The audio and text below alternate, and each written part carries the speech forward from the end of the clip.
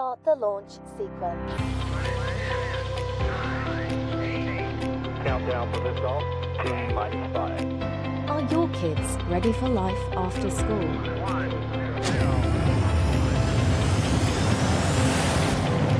Let's get them ready. Mission control, we have liftoff. Welcome to the launch sequence. I am Bill Priestley. This is a podcast you can find on your favorite podcast distributors, but now also in video form on YouTube at the Dream Job Factory, as we look to interview those individuals that can help you as parents figure out how to help your child figure out what they want to do in their life. Today, we've got a very interesting guest with an institution that many people have certainly thought about using, millions have used, and you might be considering it for your child. That's the community college and the benefits it gives students in earning certifications and diplomas, and more importantly, opportunities are almost too numerous to mention. Today we have Corey Blanchard, Dean of Career Services at Wake Tech Community College, which is a massive community college in and around the Raleigh, North Carolina and Wake County area. Blanchard joined Wake Tech as a career specialist in 2014, and during her tenure, she has served in several roles within Career Services, including Senior Director of Career and Professional Development and Manager of Career and Alumni Services. She has a proven track record of elevating student success and developing engaging content to excite students for the future. And not only is she a dean and an employee, but she's also a Wake Tech graduate. Corey, thank you so much for joining us. Thank you so much, Bill. Yes, I am a proud community college alum.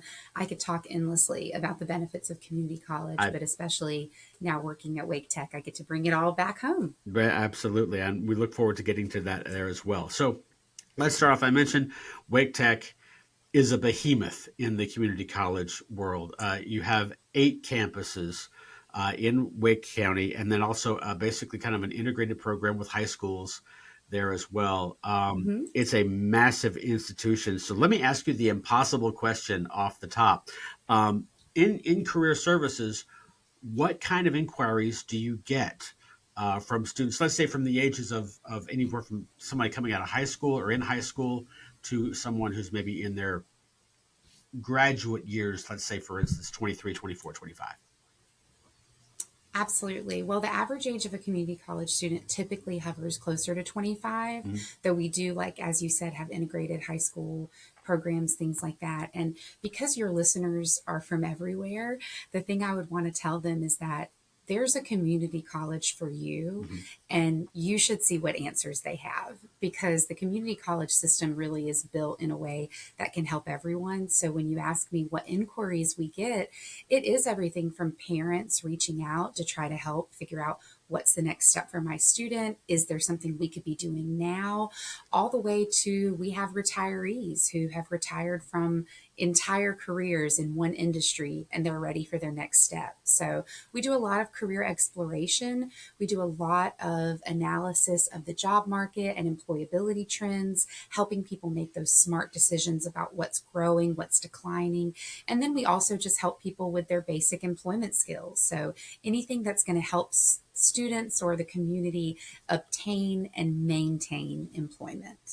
Do students generally have an idea of what they want to accomplish in their education at Wake Tech, or do they come in saying, I have no idea what I want to do?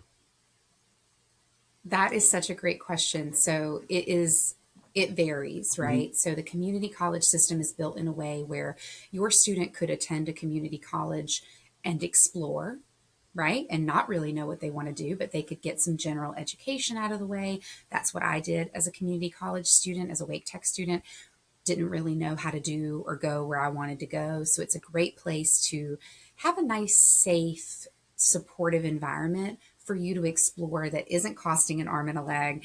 And so we do get a lot of those, right? They come, they're ready for those general education classes, but they don't really know where they're headed next, or they think they know where they're headed next, but they get a few classes under their belt, they start to change their mind.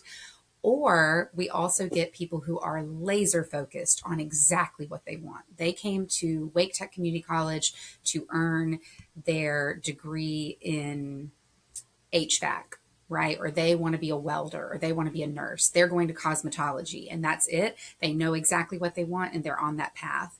And then others do come in the middle, right? And those are students who might find us and say, I know I want to get into something technology related. I know I want to go into IT. I like computers.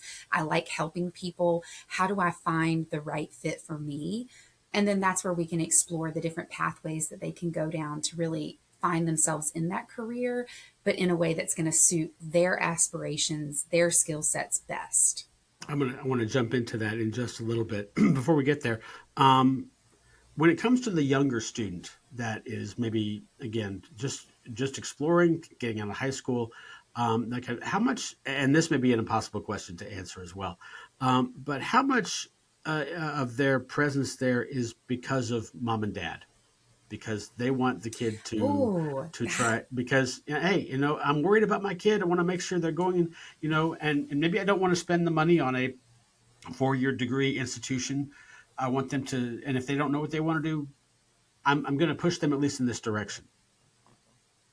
Yeah, that's such a good question, Bill. So, how many are at a community college because of their parents pushing? That one I couldn't possibly answer, right? Yeah, but how that's many impossible. seek career services because of it? I'm pretty excited to tell you, I would say it is less than 50%. Are there because mom and dad are telling them or their guardians are telling them that they need to be here. We do have a lot of, and this is the benefit, again, to a community college, just to let your listeners understand that as well. It's smaller, right? The faculty are going to be a little bit more involved in the sense of like the class sizes or the course load of the faculty. It's, while we're a bigger institution than many of our 4-year universities nearby, we actually feel much smaller to the student. And so a lot of our students come and see us because of their faculty. The faculty are who are encouraging them to come to career services. Hey, it doesn't seem like this is the right fit for you, or hey, I think you're struggling with this, or you seem to really excel in this. You should talk to career services and see what they have to say or see if they could help you.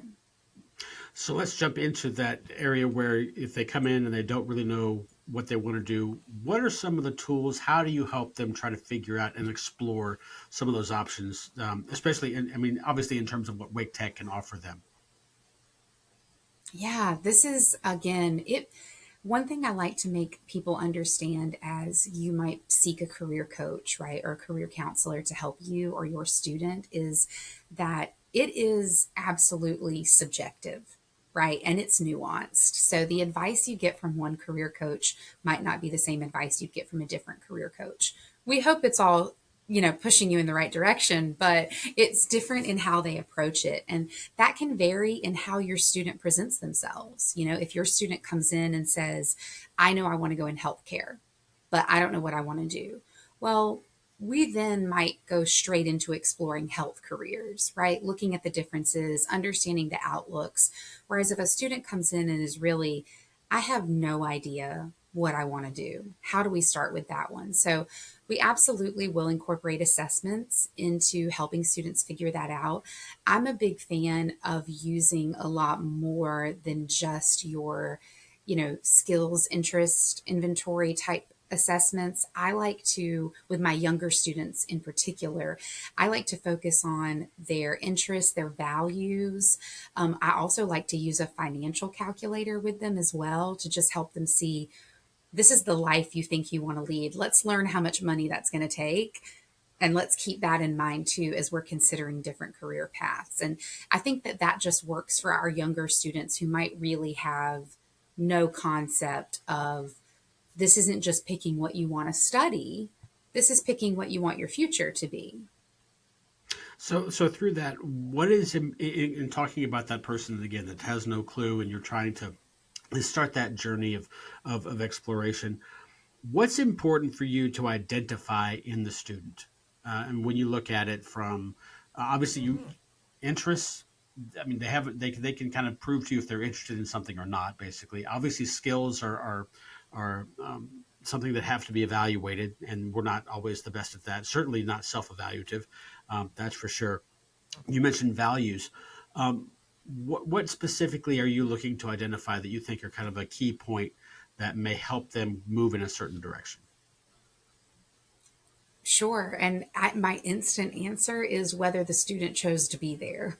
And I know that's not really what you're asking in this one, but it is absolutely my first baseline assessment, right? Because if that student is being drugged there by their parent or it's integrated into an assignment and they're not really ready yet, that's all I need to know, right? Is you're not ready for this conversation, and that's okay. You don't have to be. We can still talk about it, but it's not going to be as deep or as planning oriented as if you came in of your own volition, right? If you choose to be there, we can do a little bit more work. But if you're not quite ready for those conversations or ready for what we need to tackle in these appointments, we're going to typically do it in a more holistic way where it's more discussion based. We're just getting you talking, getting you thinking. Really, the more we learn from you, the more we can help you. So if you have a student there who's not very communicative or they're kind of not giving you a lot to work with, that's when I might change my mode altogether. And if you'd like, I can tell you how I'd switch there and how we'd adapt from doing like assessments. Yeah.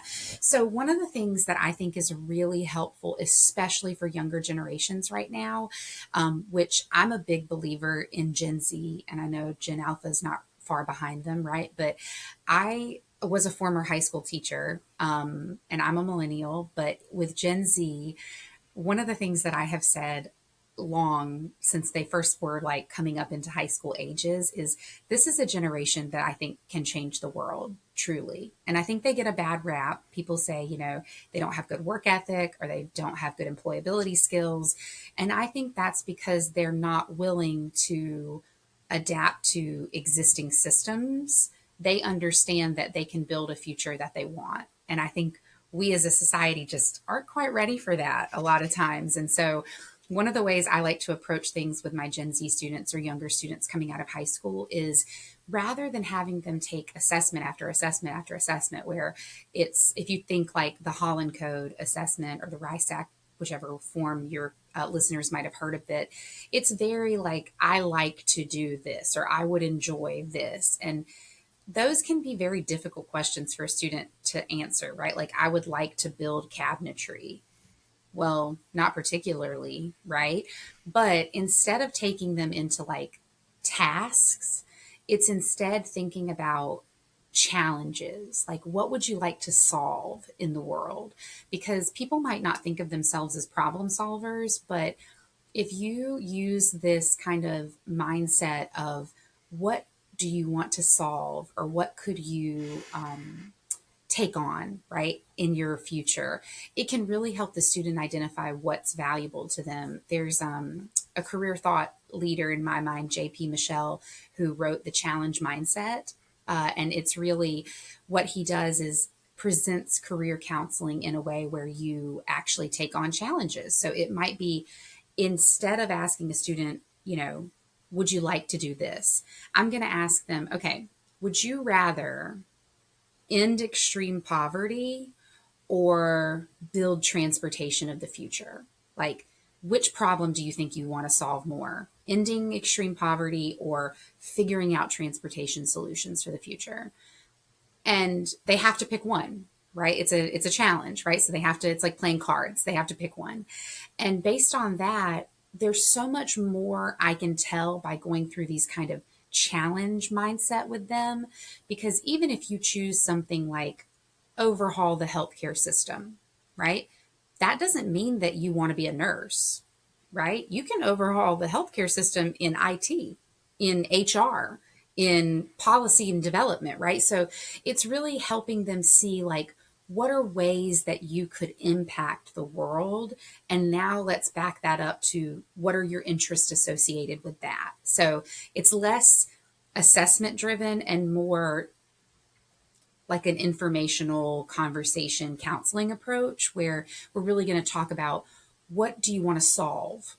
Where do you want to have an impact in the future? And I think that works particularly well with our younger generation. That definitely sounds very effective there too. So when you look at assessments, say for instance, from those of a shall we say, old school variety. Some people will jump in, they'll automatically jump to Myers-Briggs, or they'll jump into Sure, these other yeah. personality profiles, those kinds of things as well. Do you take stock in those at all, or do you look at them and say, okay, maybe that's a starting point, or is it versus the organic? This is what I want, or even, shall we say, here's what the assessment says, and they're like, wow, I'm really quite surprised by that. Right. And that's so first off, I'm a big lover of assessments. If there's an assessment out there, I'll take it. Right. I love it. Right. That maybe is my brain and how it works, but I'm a big believer in Standout, StrengthsFinder, MBTI. I got them all. Right. I want to know all of them. And I do think they're hugely valuable. I'm an INTJ, is my Myers-Briggs type, and it is me through and through. There is no qualms, no question that that's not me. And so I think I see huge value in it. But what I fear with some of those is with younger generations in particular, you tell them these are your results and this is what this means. It makes them question who they are or what their beliefs are. And so it's not that I don't think that they're hugely valuable. I do, but it takes a counselor who's going to be able to interpret those with a student. Like Holland Code, for instance, I still stand by. I think that gives you, and if your listeners aren't familiar, it basically breaks it down into 6, categories of type of work might be a good fit for you. Social, artistic, conventional, enterprising, realistic, and investigative was the last one. But what I like to make sure I do with the students is their results can pop up and say that they're realistic, investigative, and artistic, right? But they got, culinary as a top result of what they think that they want to do. And they're like, how am I, like, this doesn't fit with culinary, like artistic should have been like my first one, right? Or something like that. And it takes a counselor or anyone to help them work through those results to understand that no, realistic does apply to culinary or baking, because you have to have the exact measurements. You are doing hands-on work, right? You are baking a cake. You have to have exact measurements. You have to do the same thing over and over and over again. You are a doer, right? Investigative, because what if that cake doesn't rise? What happened, right? How are you going to figure this out? How are you going to fix it and keep going, right? And then artistic, because you can create whatever you want, right? You can problem solve, and you can absolutely apply these skills and interests that you have in a way that suits that career. So I just don't love assessments given at face value, in that I'm afraid that they can deter people versus supporting what they believe about themselves. Yeah, and you can definitely see that across many, if not all careers, just because every career has a science, every career has a math, every career has a creative, every career has an art, that kind of thing there as well. So there's interesting ways in which you can take certain assessments as far as that's concerned. Let me take it one step further, because obviously we're entering the age of AI, and a lot of stuff like that I imagine is being poured into career discernment. Actually, this very morning, I was tuning into Facebook, as I normally do, and one of my friends, who is actually a high school principal in North Carolina, had asked ChatGPT to research him and then tell him what kind of personality he is. And he got about a 4-paragraph readout, if you will, of that. How do you see, I mean, and for the most part, it looked pretty spot on for me. I don't know how he responded to it, but it looked pretty spot on to me. How do you look at AI as a tool in terms of what you can use, or is it something that you kind of aren't real sure about at this point? Obviously, everything is developing so fast right now. Absolutely. So one of the things that I'm going to encourage of any student I'm working with is we don't hide from the future, right? Like it's coming. And the more you know how to use it, the more you know how to leverage it, the better it's going to be. As far as with my team in career services goes, we absolutely will use AI tools to help students, because again, we think that's what they're going to have in their future careers. So we want to make sure we're exposing them to it in ways that is ethical and responsible now, so that they're seeing how they could use it in the future. I am also a therapist by training, and I even tell some of my friends, while I don't practice mental health counseling, I often encourage people to, when they're faced with a conundrum, right? Feed it back to Gemini, feed it back to ChatGPT, feed it back to, whatever your preferred AI tool is, and see what they say. See how it comes back to you. The caution I'll give you is I do think as AI, in particular for individual users, keeps getting smarter and improving, I do think it's going to see a nuanced shift into telling people what they want to hear.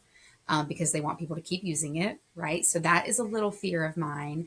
But absolutely, I don't see any harm in having students say, hey, I really want to go into this career, or everybody tells me I want to go into this career, but you know what? I really love doing this. Is there any way that these two match? And see what it says, right? Are we taking everything AI puts out as factual truth? No, we're going to use a discerning eye. We're going to read it. We're going to cross check it. But it's a great starting point that I would never deny the value of a tool like that is in everyone's hands, right? It's accessible to everyone. Anyone who has internet access can find it, can use it. So it would be silly to ignore it. And I think you have to understand the benefit it can provide. Gotcha. Let's jump into kind of the middle, if not getting towards the end of the process of again, going through that student in terms of what do I want to do with my life? I have no idea when I came to your office. And let's say, for instance, we start getting assessments. What does the middle of that look like in terms of, if they start getting assessments, like you say, and things are so surprising, or they're not going exactly the way they thought, or and obviously you don't take results as the be all end all. You've already talked about that. But how do we work through it from the grand idea of looking at this massive pantheon of opportunity and then trying to shrink that down into who knows what, if it's something as specific as a trade versus something that may be maybe slightly more broad than that?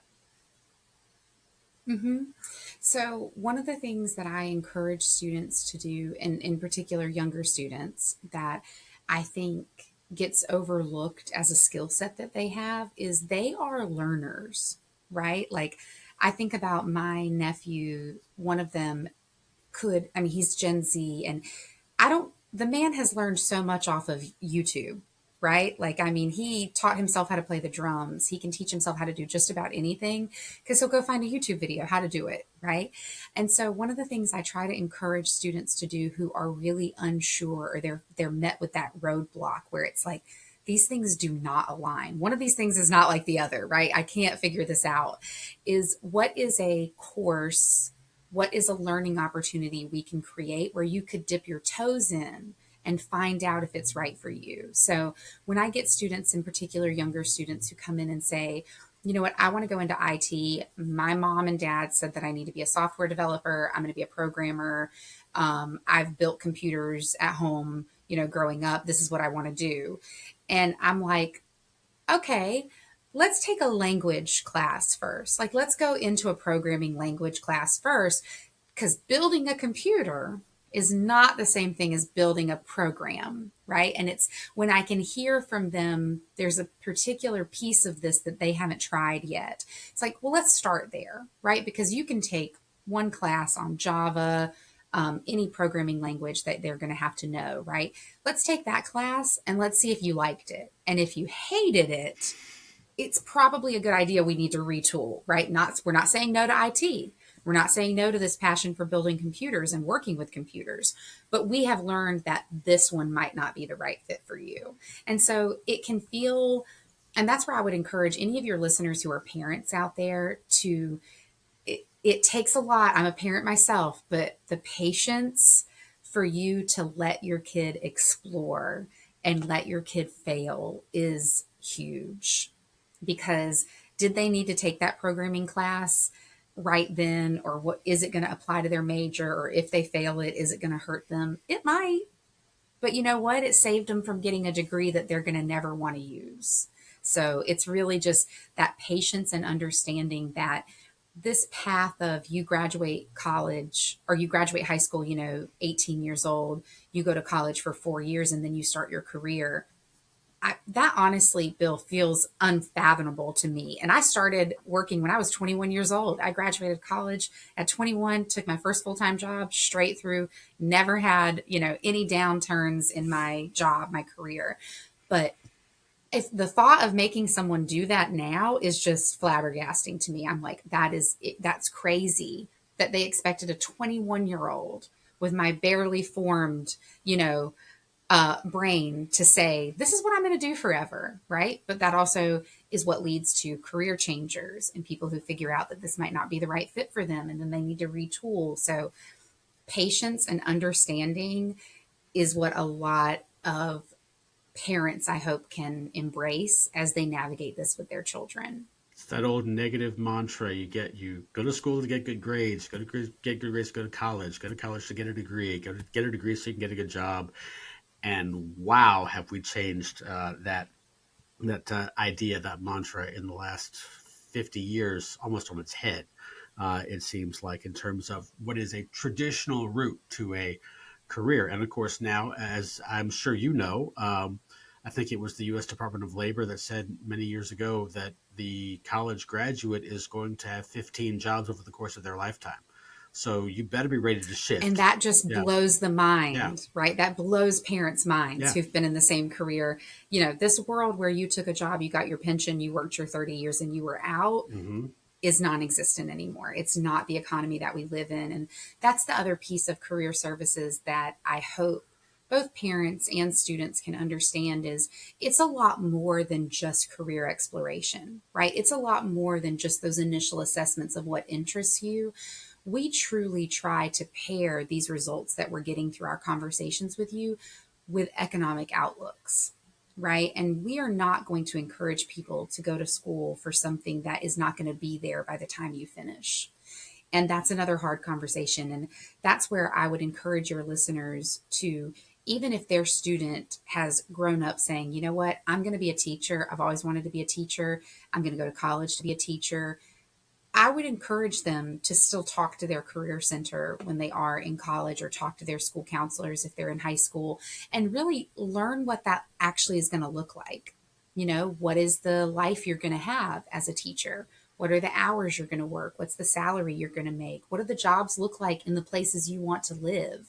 Because really getting that full picture can help them see if this is truly going to be sustainable for them. Yeah, it reminds me of when I got my master's degree, and one of my education courses was we had to do a final project, and my final project was, obviously we talked about the 21st century student, but what does the 21st century teacher look like? And that's definitely very, very, very different than what, say, you or I grew up with in terms of being an elementary or high school teacher there as well. So let's jump to the glory of the moment, the end of the process. The student comes to you and says, "I figured it out." Have you ever noticed? And this is a shot in the dark. Have you ever noticed a catalyst, a thing that goes off in the person's mind that says, "That was it. Like, this is how this came together for me, and this is the thing that at least for the moment, I want to start out and I want to do as a full-time career, however long it may last"?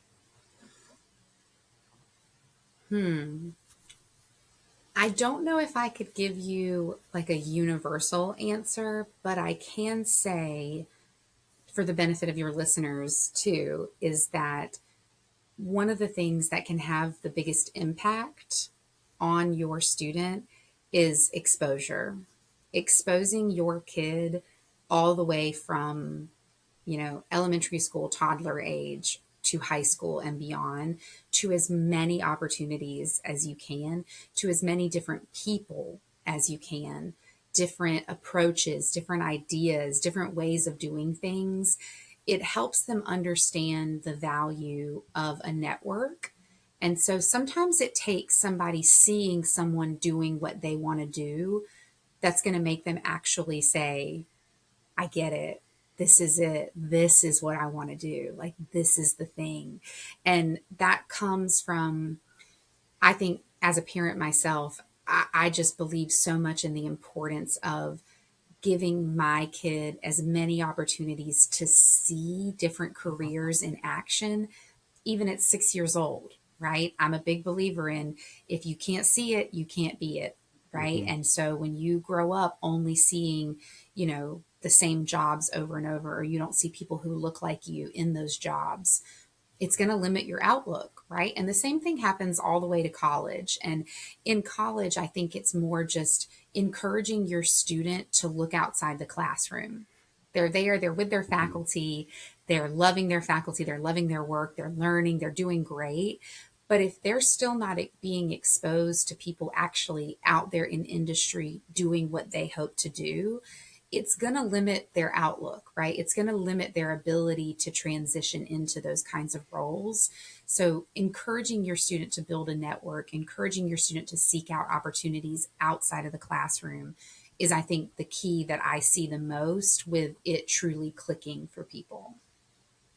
Let me ask you this, because I think that I've heard this quite a bit from, I mean, and not, it's not an overwhelming thought, but it's certainly one that permeates, I think, a lot of parents' minds, especially those that maybe were college educated and are thinking about their own sons or daughters going straight to the 4-year degree, so on and so forth, whether that is an associate's plus 2 more years at another institution. That is, the kid's going to figure it out in college. I feel like that's a huge myth. But what's your thought on the parent going, yeah, they'll figure it out? I mean, you can believe that. That's a lot of pressure. That's a lot of pressure for the student, for you as the parent. You'll figure it out in college it'd be great if that were always true, right? That would just be amazing. I would love that. But I think it's just in my work, especially in a community college system where, like I said, the average age of our student is actually over 25. I see so many career changers, right? And so I think if I were to give any advice around that topic, it would be to understand that they may figure it out, but that doesn't mean they're done figuring it out, right? Like you can figure it out for this period of your life, for this time that you're willing to put into this, but you might figure it out again later, and that's okay. It's again, that mindset around, you used to take your one job and work it till the end, and now, 15 different jobs in their lifetime. That's what we see. And so there is not a concept of you're going to figure it out in college, right? You'll figure something out for sure, but it might not be the thing, and you might not be done figuring it out. All right, so let's jump kind of into some areas where the community college is certainly covers the area much better than, say, a traditional 4-year institution. I'm sure you're familiar with Mike Rowe. So Mike Rowe, who obviously has been pushing a lot on trades and trying to fill the skills gap in that area as well. Obviously, community colleges do a great service to a lot of people who want to go in there. What do you see in terms of how career colleges have been helping that, and in terms of just being an avenue for people to find that? I guess my question is, how does a career college help them figure out that a trade is what is right for them? That is a great question. And I will say, I think it's a 2-part, because the community college can absolutely help a student figure out that a trade might be right for them.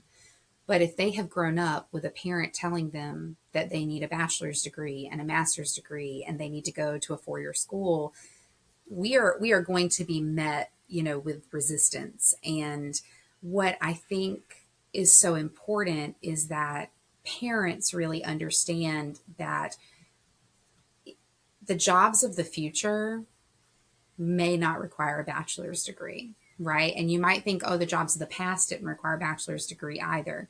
Right. And those are the ones that are still around, right?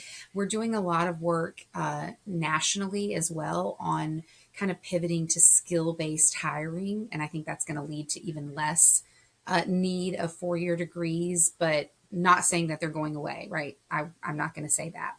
But when we work with students and try to help them see that a trade might be right for them, it goes back to that it's difficult when it's something they haven't been exposed to, right? And if they don't understand that the guy who does welding, or the woman who does welding starts her own business, is the one with the beach house, the mountain house, the boat on the weekends, and they think that that's actually a CEO of a company somewhere. It's not, right? Because you want to know, there's a limited amount of welders. That welder can charge whatever they want to get the work done because they're still needed. The AI can't weld everything yet, right? And so you're getting into more AI proof careers when you go into skilled trades as well. They are more likely to be supplemented by AI or robotics and things like that, but not taken over. And so it's really just helping parents see that if a kid comes to you and is like, hey, I'm interested in this, or you see that they have a natural aptitude for something, it's okay to explore that with them. It's not, don't hold them to this, they need a 4-year degree in order to be successful. That's not what we're seeing economically anymore. And so it would be to the detriment of your student if you ignored the opportunities that can come with skilled trades. And so the most resistance we see from students, though, is the ones who don't understand that that's even a possibility for them. Gotcha. Let me piggyback just a little bit off of that in terms of the parental idea around trades, so versus the 4-year degree, as you mentioned. What would you say to the parent who says, okay, all right, I'm okay with my son or daughter moving into a trade of some sort, but does that not pigeonhole them into not being able to do other things where if they do that, then basically they're just a warm body in other industries. Whereas if they go and get a bachelor's degree, they feel like there's some sort of more qualification, more availability to go into other industries much more easily if they have to. That is an excellent question. And I would ask them, how many people do you know out there with computer information degrees, CIS degrees, who aren't currently working? Because it's more than people who did a welding degree, right? And so it's like it's the case for everything, right? It's not pigeonholing them in a particular skill. It is in that that's the skill they're gaining, but they are spending less time and less money learning it. So it opens the opportunity to learn more. So we can have you learn, electrical, and you can become an electrician, right? But that doesn't mean that you're not then going to move into building automation in the future, right? And you're not going to be running, building automation for an entire hospital system. You absolutely could, but you never would have been able to if you didn't start as an electrician or start as an HVAC tech or start in some type of realm that led you that way. You're going to have to learn their controls in order to go that route.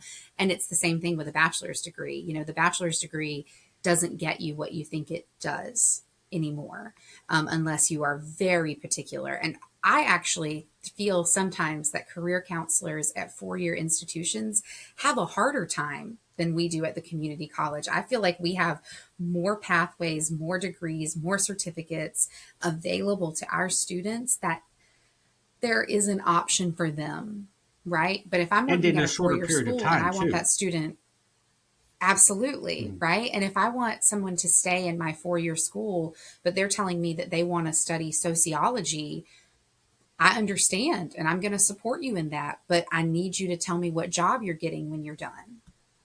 And gotcha. There might not be one you can think of.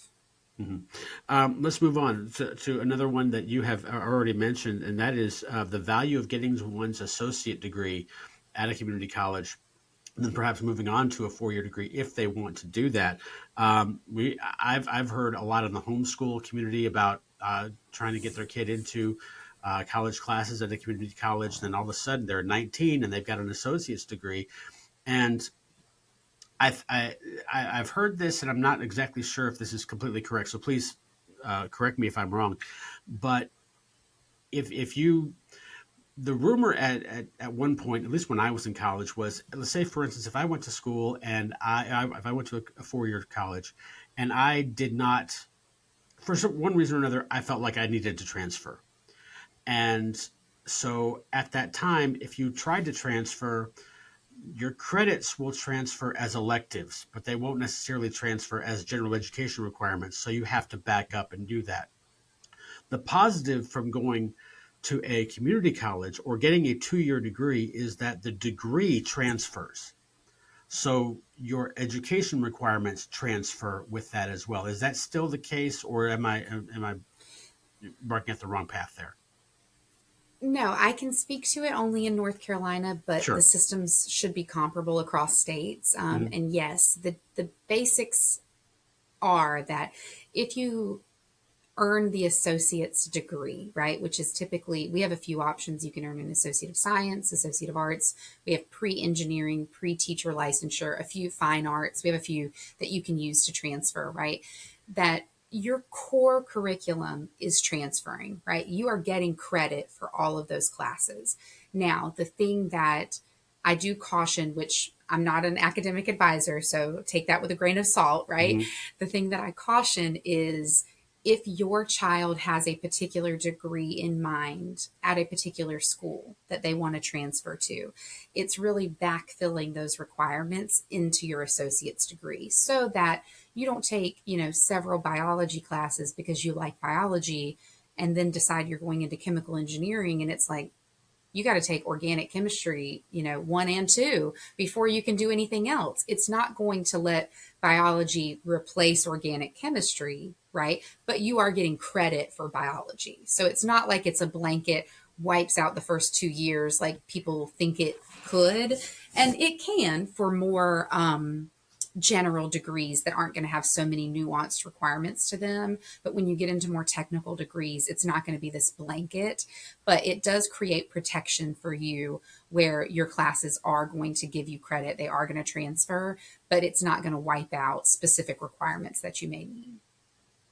Gotcha. So let's also then look forward after graduation. You've already mentioned this in terms of obviously checking out the job market and making sure that the jobs are out there.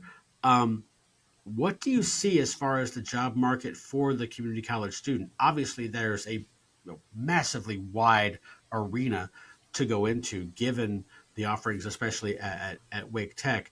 How do you assess the job markets there in terms of, okay, a student comes to a community college, this is what they want to do. They've aligned themselves. Are community colleges, as you know, aligning themselves to how industries are going to be in 5, 10, 15 years? Yeah, absolutely. And that's one of the things you can count on in community college and especially in the North Carolina system. We are working with industry, with employers as we adapt our curriculum, as we build our programs. We are not leaving students behind, right? We have absolutely industry professionals on our advisory boards telling us what the students need. We are regularly assessing, hey, how prepared were our students?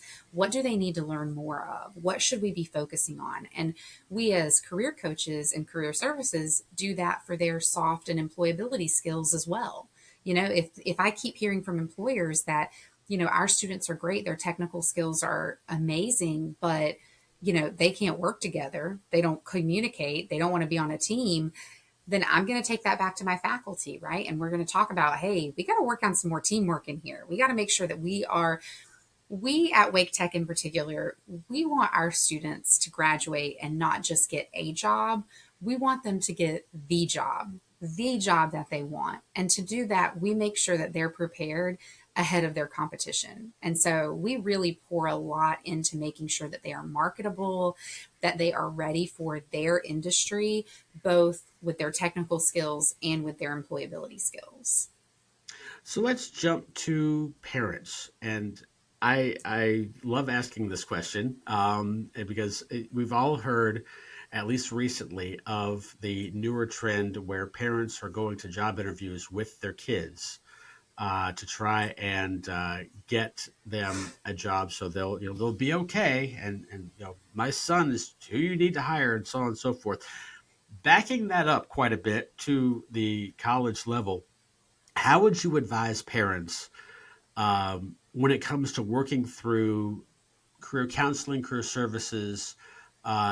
Because obviously they've got some interest in it, as well as some investment in it as well, in terms of the fact that we want Johnny to be self-sufficient monetarily, and that kind of thing. So how would you advise parents in dealing with the college counseling slash servicing process, career servicing process? I mean, That's a tricky question, because I can Yeah. answer for myself, right?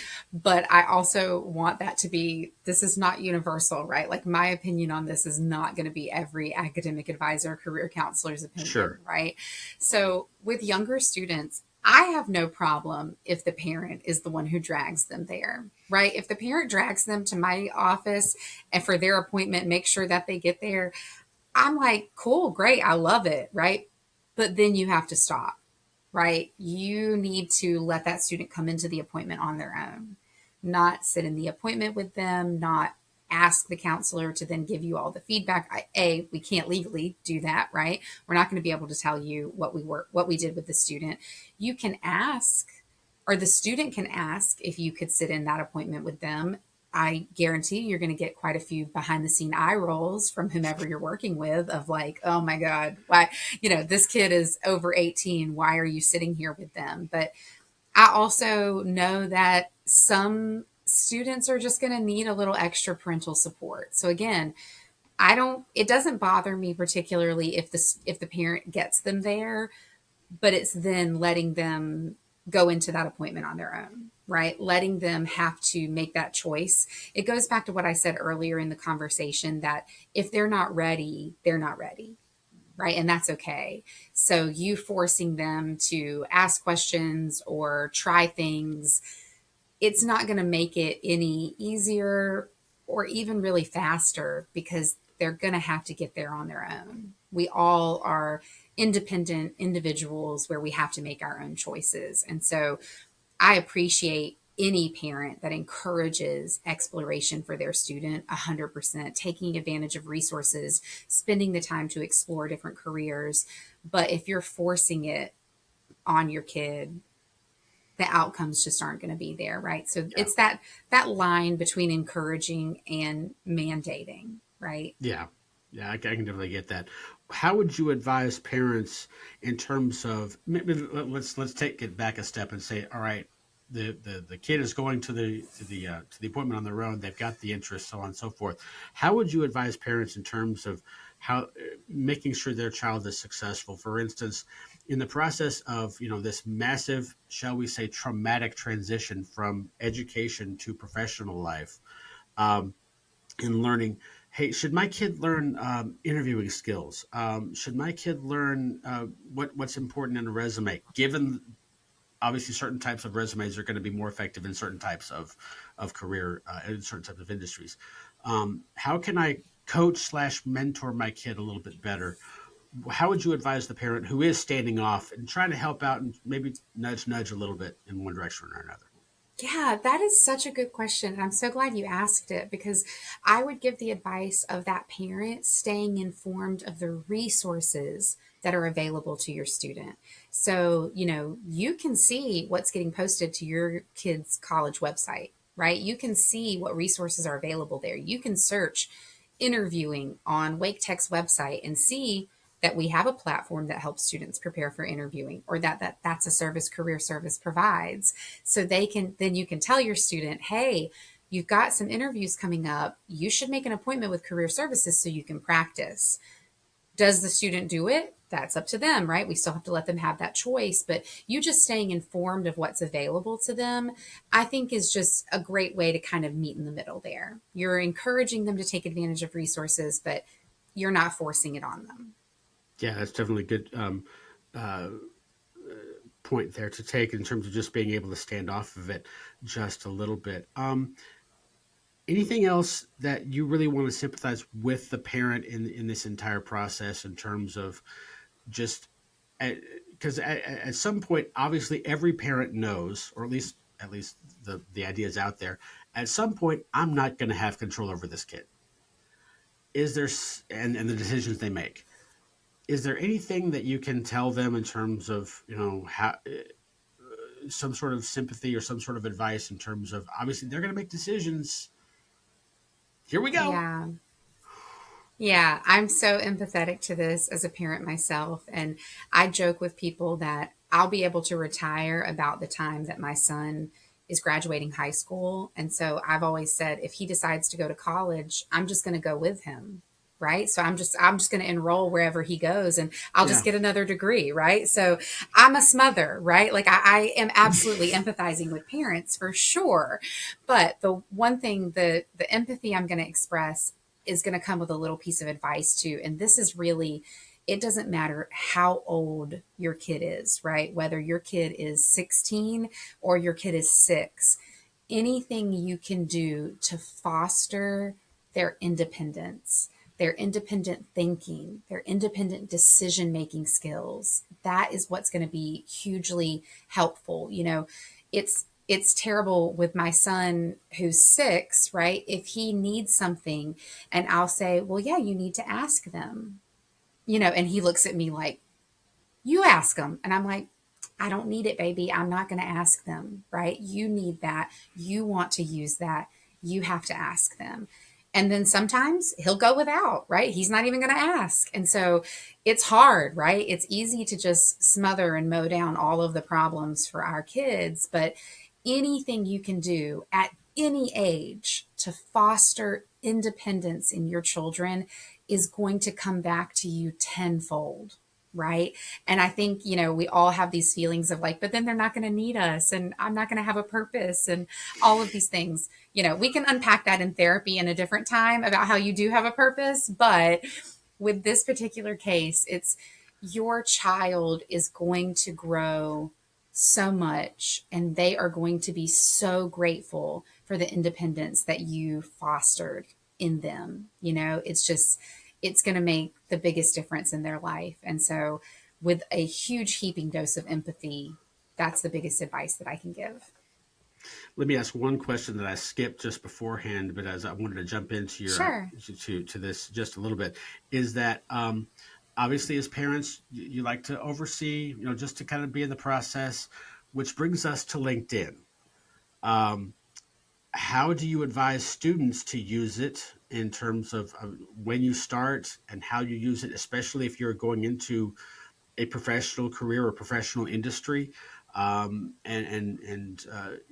being able to do that? Obviously, mom and dad can see that at some particular point, but how do you look at LinkedIn as a tool for a student? Yeah, thank you for bringing that up because I actually think LinkedIn is a phenomenal career exploration tool.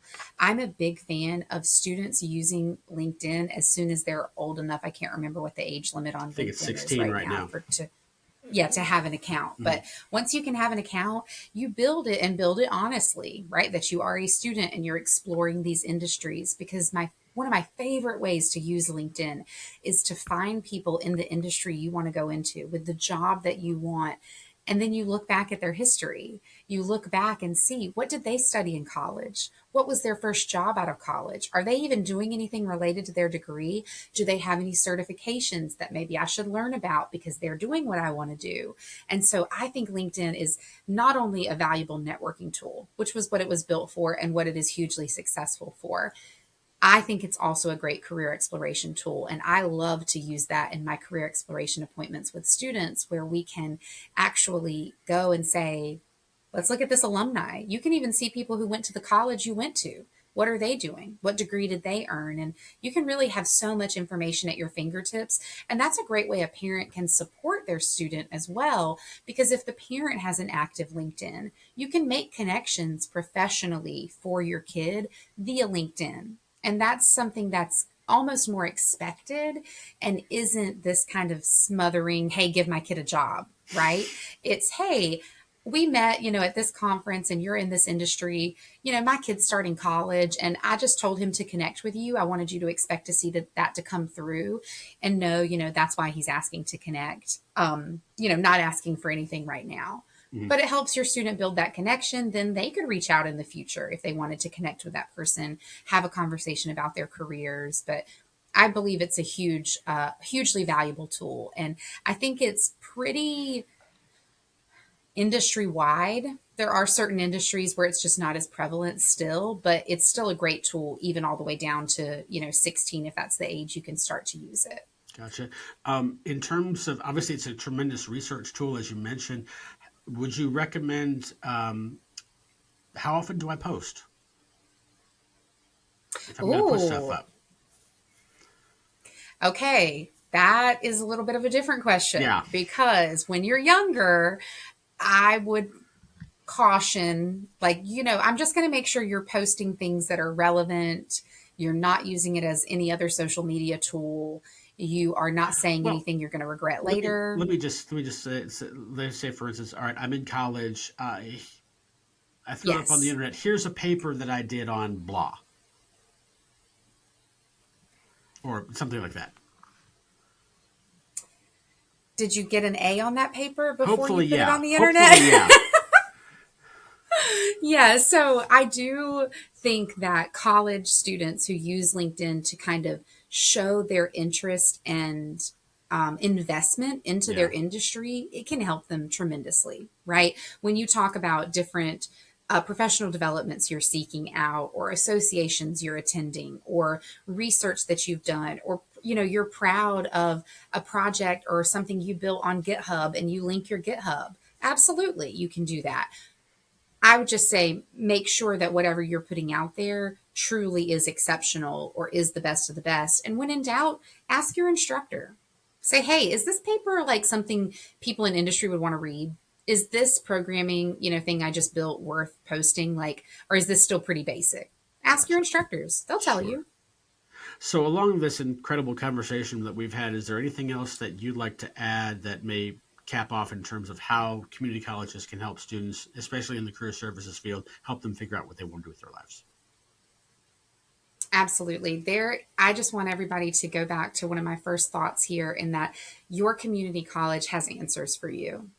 And whether you're the parent, you're the student, just please don't disregard all of the resources that they can have available to you, the impact that they have on your community.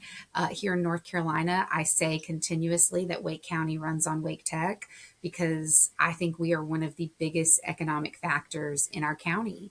And it's not just the over 60,000 students that we have enrolled at Wake Tech that, you're going to throw a stone and find somebody who's been a student or is a student at Wake Tech, but it's also the way that we work with our industry partners and the way that we work with our community to ensure that people in Wake County have what they need, whether they're coming as a new industry looking to hire workers, or they're a lifelong Wake County resident looking for economic mobility. Your community college can support you, and please take the time to look into what it offers.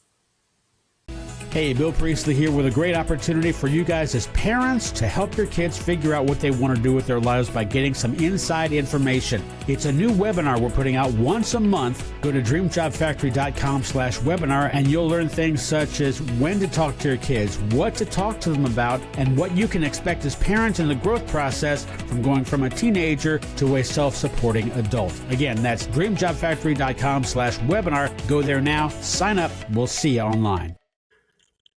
Time now for our Pathfinders Backpack. 5 questions for Corey Blanchard of Wake Tech, and trying to prepare young people for the drive ahead of them and help them figure out what they want to do with their lives. Corey, are you ready for the 5? I'm ready. All right. Number 1, what is one book every student under 18 should read before they make a career-related decision, which could include their college choice? This one, I gave me some pause, because my initial answer was actually a fiction book that I was like, I just think everyone should read it before college, but it's not particularly related to career development. And then I thought more about what would I want my 18-year-old to read, right, or to have with them. And the one I think that resonates and continues on, it's really stood the test of time in my mind, is The Last Lecture. Dr. Randy Pouch, who gave the last lecture. It then became a book that I'm blanking on the author who helped him with the book, but if you do Randy Pouch and the last lecture, you'll be able to find it.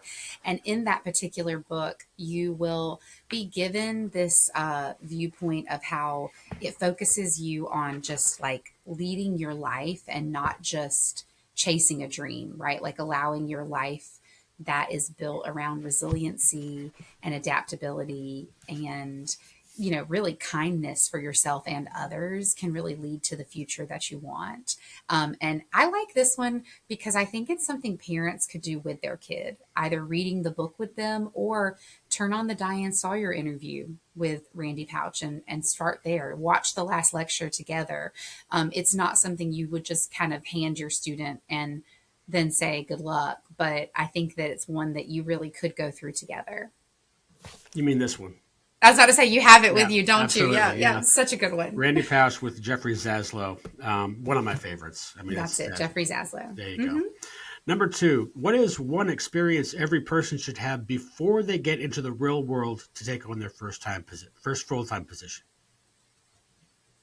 Yeah, this unfortunately, my answer here for this one is a little bit more nebulous, but that's because I think it can be done in many ways. And the one thing that I think everyone should experience is independence.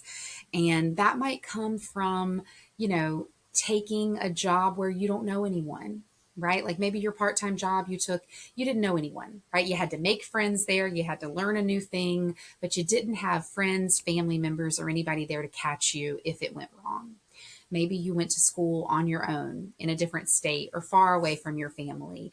Maybe you lived in an apartment on your own. Anything that just can truly help you feel what it's like to have reliance on yourself and potentially only yourself is a skill and an experience I wish everyone could have.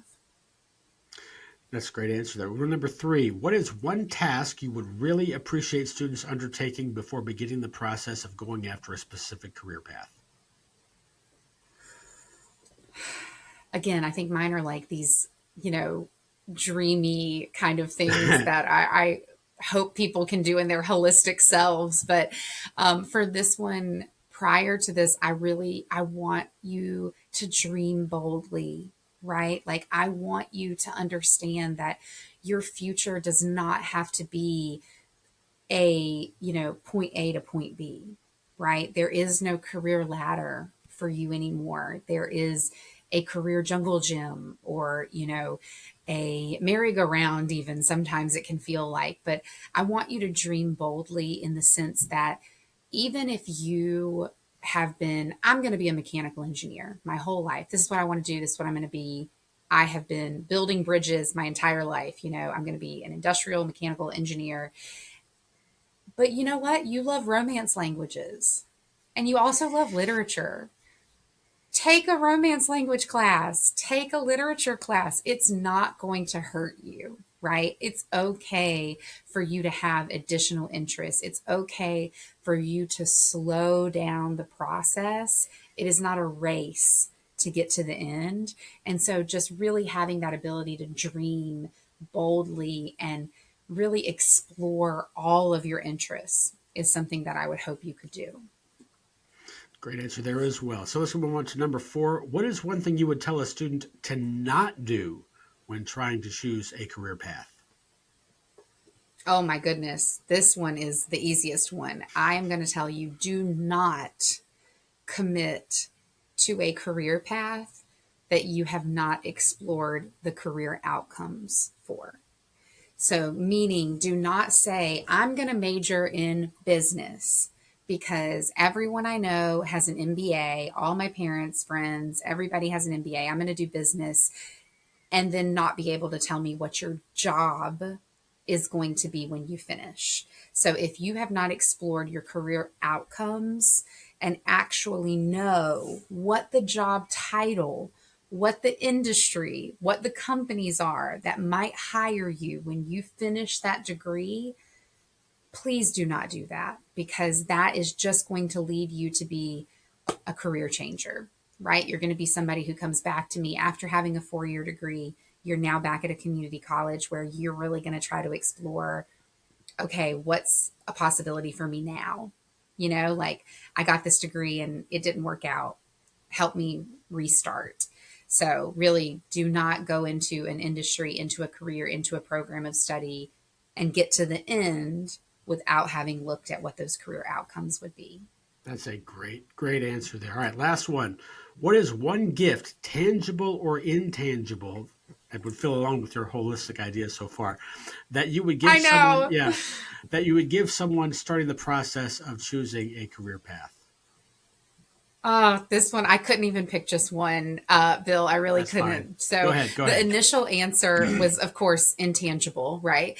Is clarity. I would want to give people clarity, but that seems so simplistic that then I immediately went to, you know what? Actually, I think I would want to gift them time.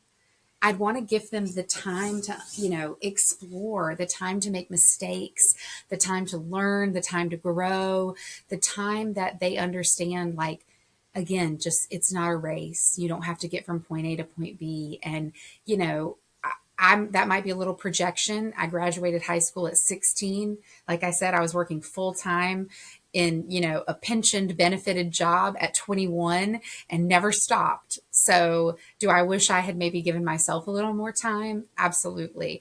But then the last one that came up, and I think it would be my gift to anyone, is confidence. I really want you to have the confidence to trust yourself, to know that you're making the right decision, to be confident enough to make mistakes, and, confident to know that you're in charge. It's your future and you can make it whatever you want it to be. So sure, it might be a little holistic, a little woo, but if I could give you clarity, time, and confidence, that would be my wish for you. Community colleges have often been thought of as less than their four-year degree counterparts, but for what they offer, not only in programs, certifications, and degrees, they're often a quicker and often much less expensive path towards a rewarding and lucrative career, provided the student is of a specific attitude to get the job and do the job well. But what isn't seen nearly as much is that the resources of a community college career services department can provide on a far wider and more diverse collection of professional pathways is just as, if not more effective than its four-year counterparts. So when it comes to choosing careers, don't let your son or daughter sleep on community college resources, especially ones that can insert them directly into a desired career with the right motivation. Till next time, Bill Priestley reminding you to give your kids the best chance to launch their careers. We'll see you next time. The Launch Sequence is the official podcast of the Dream Job Factory. For more information, check out our website at dreamjobfactory.com, where you can view all of the tools we have to help your child identify a life path. You can also sign up for our newsletter to get the latest podcasts and information in the career discernment space for young people. We also invite you to join our Facebook page at facebook.com/The Dream Job Factory.